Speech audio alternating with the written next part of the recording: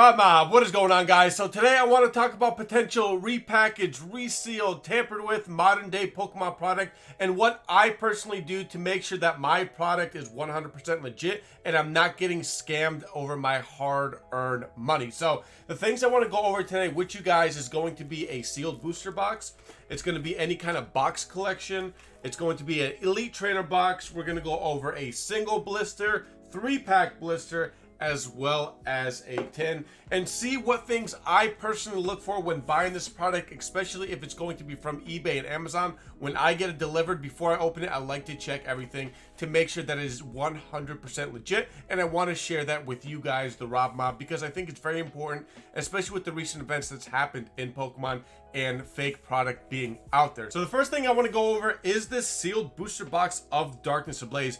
And upon initial glance, you're going to want to see this Pokemon logo on the outside of the shrink wrap. It's Pokemon's way of saying, hey, this product is factory fresh. It's going to be in a master case. It has not been tampered with. It has not been messed with. And it's coming right off the line the way it should be. Now, that being said, there is people that open up booster boxes and try to reuse the shrink wrap. So what you see really in the seams of the shrink wrap is a lot of overlay, more than there really should be, and a lot of stretching in the shrink wrap. The shrink wrap should be nice and tight around the box, but also have a loose kind of feel to it when you're touching the edges. That's how you know that the shrink wrap has not been messed with and it's from the factory, at least in the modern era. If it's pulled way too tight, you could really tell that that shrink wrap has been pulled to its maximum capacity. You can almost tell that that may be something that was potentially rewrapped. You're also going to want to look at the corners of each box, right? You're going to want to make sure that it's nice, crisp, clean. There's no extra creases in the box. There's no scratches. There's no indentations. Everything should be almost crisp and clean coming out from these modern day booster boxes, along with the shrink wrap should be nice and tight around them. And you're going to want to see if these booster boxes potentially have any glue residue on the side. They all should be lined up nice and neat. You can kind of feel back and forth as well to make sure that the packs do start from the front and to the back. As they're packed nice and tight inside a booster box, it should be a clean, strong feel of the box. Nothing should be missing. You should be able to feel a pack on the front and all the way in the back.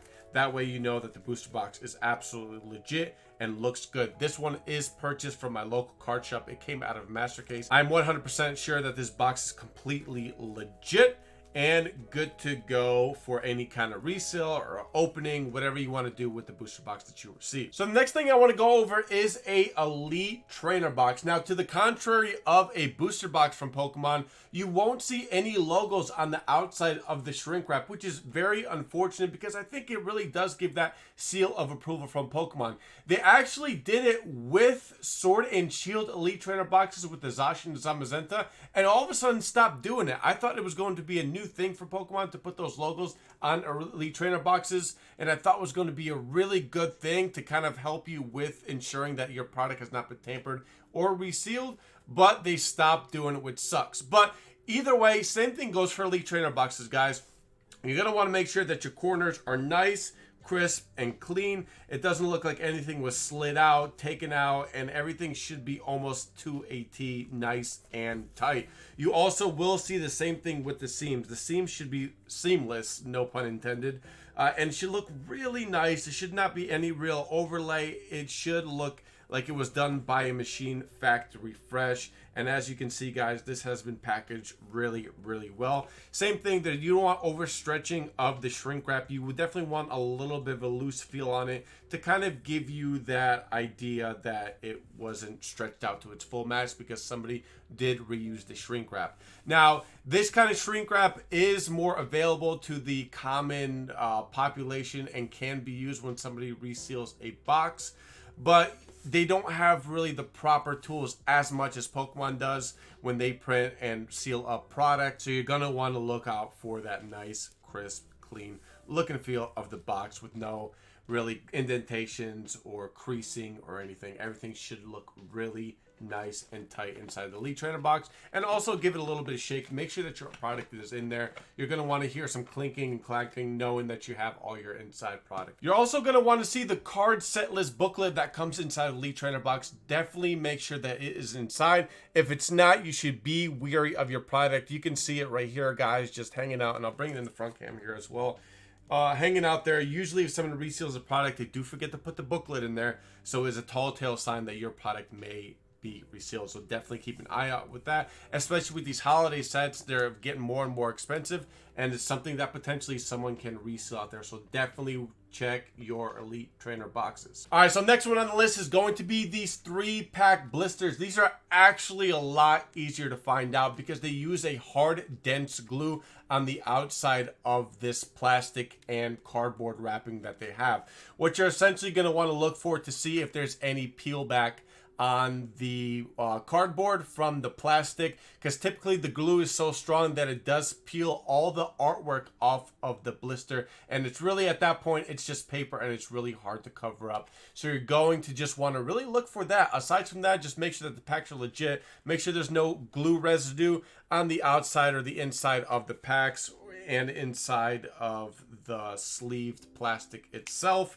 Just look out for any glue residue, any kind of marks or scratches, or any kind of potential crimps that are not supposed to be there on the outside of the pack. Now, a lot of people get worried, and I don't know if you guys can see this, about those indentations there, right, in the crimp where they sealed. That actually is supposed to be from Pokemon. You're going to want to see those. It means that they sealed up the product correctly. They put a stamp on there as they crimped up the top of the pack. So you're going to want to see that. And now I'm going to show you guys an example of what happens when you start opening a blister pack, and you'll see that there is a separation of it, and it's really going to be hard for someone to try to glue it back together. But if you do see that separation already, you might want to reconsider looking at your product and returning it, because it may be repackaged or resealed stuff. So here you go, guys. Let me go ahead and show you how it looks here. See how that paper is just peeling off essentially, and it's just kind of ripping right there at the seam? If someone were to go to try to seal it up, you're going to be able to see those cracks and creases. It's really hard to cover that up, and it's almost essentially one of the easiest product to make sure that it hasn't been tampered, resealed, or repackaged, or really messed with, and that you're getting something 100% legit. So definitely look out for those little indentations, guys. They're really hard to glue back together. It's almost impossible at this point, and that's why I love buying these 3-pack blisters, because I know 9 times out of 10 they're really, really legit. The next one on the list is going to be box collections, and Rob Mob, really be careful with these. In the last few months, I've seen a lot of people get scammed with box collections because it's a lot easier of an item to hide the resealing on. It's very important that you check these in the store, because you don't want to be the individual that got scammed with a returned product. So what you want to look for, guys, is going to be essentially the seams. All the seams of these box collections should be really, really close together, and I recommend almost at the store kind of peeling back and make sure that there's no extra glue residue. A lot of people, what they do is they over glue stuff because they don't know really what they're doing, and you'll see that there's glue residue on the outside of the seams. Now, there is people that do a really good job at it, so I like to peel back the corners a little bit and make sure that everything is nice and tight, and I don't see some leftover cardboard from when it was initially open. And I want to show you guys what that looks like. So if you open up this product, you'll see how I'm getting leftover cardboard in there, right? That's a sign that obviously something has been opened, because the glue is keeping that cardboard sealed on the other side. So when someone tries to go ahead and glue something back together, it's going to look like it's essentially sealed at that point. And also look out for the creases, right? You're going to want to look for creases as well. Some boxes are more prominent than others, but look out for the creases. Very important. But when somebody glues it back together, right, essentially when you're at the store and you peel a little bit back, you'll see that little peak, right, of the original cardboard when it was first opened, and you'll see the new glue residue over here where it shouldn't be in the first place. That means it was resealed, it was re-glued, and they tried to stick it back together with the old cardboard that it had gotten ripped from, guys. So really be careful with these. These are some of the easiest things to repackage and reseal. Also, so when you're looking at the front of the box as well, now this one, unfortunately, it did slip over to the other side, so it kind of sucks for this explanation. But definitely look at the packs inside and see if you can see any tearing or ripping. The crimps should be nice and tight together. There should be that little stamp nice and tight. You shouldn't see any of the foil from the inside of the pack, and look for any glue residue as well. A lot of people, what they'll do is they'll essentially glue up the packs that they've opened and try to make them look as seamless as possible inside of the box. But the tall tale factor here is looking at these corners and creases. As you see, guys, I opened it up as well. If I were to go ahead and reseal it, I would be putting glue right over here and then closing it back up. But at the store, it'll look nice and tight. But if you kind of peel off this corner and you see, I'm sorry, let me put it down a little bit. If you kind of peel off this corner and look on the bottom side, you'll see that there will be that initial rip from the original glue, and you'll see glue on the other side of this cardboard, guys, and it's something you really want to look out for. That is almost a tall tale sign that this box has been repackaged, and it's one of the most repackaged things that are bought from stores right now. What people do is they buy up the product, they open up the packs, they get all the good stuff out, they put some fake cards or old energy cards in it, put the packs back inside the box and glue it all together and return it to get their money back and keep all the hits. And it really sucks for someone that is legitimately just trying to open up some Pokemon and cards and enjoy it. Another product that has been repackaged a lot lately have been the sleeve cardboard blisters, and I like to call these snapbacks. A long time ago, Pokemon used to just have these sleeve blisters and there would be no seam down the middle, and you would have to rip off the top of it in order to get your pack out. Now they implemented these back parts over here where you can essentially just do this. Snap it open and take your pack out and then open it up, right? So what a lot of people have been doing is opening up the pack. They don't even have to worry about the crimps. They just shove some cards in there, stick a little bit of glue or tape, slide the pack back in, put a little glue on this back end, and then close it back up, and it looks like it has never been messed with, and they return it back to the store. And that really sucks, and it's really hard to see that there has been repackaged, and unfortunately a lot of people have been getting burned. So essentially what I like to do, guys, is I like to go and check and pull some back. Unfortunately it sucks because you really don't want to ruin the product if it hasn't been opened, right? But I try to peel it back as much as possible and see if I see any old glue residue or any kind of, like, for example, where I just opened up here, any kind of peel away from the original cardboard packaging when it was first sealed. It's really tough to check these, guys. It sucks. It really sucks, and so many people have been burned with these, what I call snapbacks.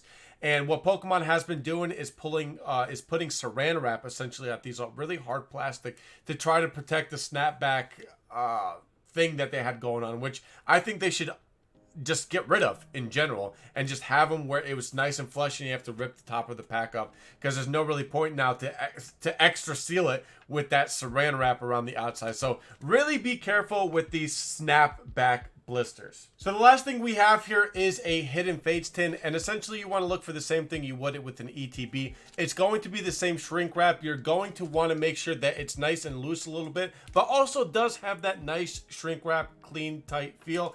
And essentially from tins, you want to make sure that each of these corners have a little bit of a crimp and nothing excess of on the outside. So all four corners are going to have that crimp in a Hidden Fates tin. And also make sure that this nice, let me bring it up over to the other side, that there's a nice clean seam as if it was factory pressed, guys, on the outside of your tin. So definitely be careful with that. You're also going to see a nice air pocket too on each of the product tins as well. So it's something to really look out for when doing these tins.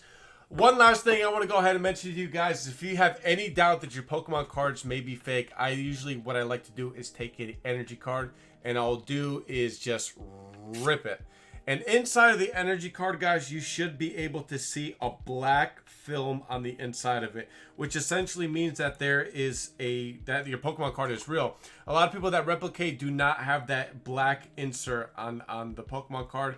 Also, you can do what is called the light test, and you can put a light to the back of your Pokemon card. If the light shines through, it's probably more than likely fake. If the light does not come through, your Pokemon card is real. I hope you guys enjoyed this video, and no, this is not foolproof stuff. There still is great scams out there that we need to be aware of and take in consideration. We have seen a lot of Pokemon product in the last recent weeks become fake, even by the experts. So sometimes it's more difficult than others to see a scam, but I wanted to give you guys these tips and tricks to help you along your Pokemon journey to make sure that you can do your best possible to make sure that you're getting 100% legit sealed product. And if you guys have any tips and tricks of your own, don't hesitate to let me know in the comments below. I would love to hear how some of you guys in the Pokemon community check your product. That way we can share it and we can all make sure our products are safe in the end. Hope you guys enjoyed the video. Make sure you do smash the subscribe button, hit a like, and until next time, we're out.